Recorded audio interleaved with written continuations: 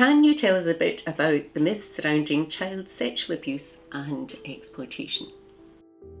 The one that comes to mind right away is a dirty old man at the other end of a camera. That's just not true. It could be a young guy, a young girl. And I think if we get rid of that idea that we would recognise it, or our child would recognise that, that's helpful. Another myth would be is that in some way it's their fault. And as parents, we've got to make sure that that is a myth that children do not feel at all. If it's abuse, then they are a victim.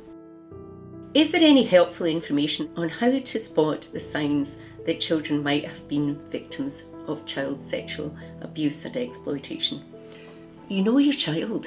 You know when something's not right for them. And if their behaviour is off in any way, check out what's happening for them.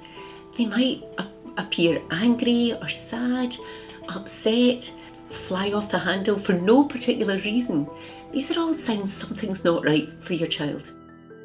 What helpful advice would you give to parents on how to raise the subject of child sexual abuse and exploitation with children?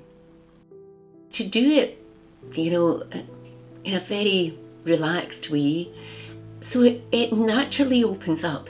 I would absolutely urge you to do it long before you suspect anything has happened. Do it when the child's fairly young. Once they're online, then there is a possibility that they'll be open to being vulnerable, and you want your child to be prepared.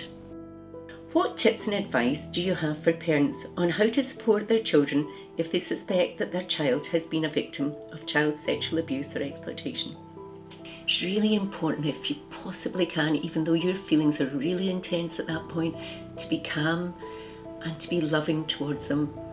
There is no shame on their part. They are a victim, that they are the ones that have been abused, and that you are wanting to listen to them, that you'll go through this together.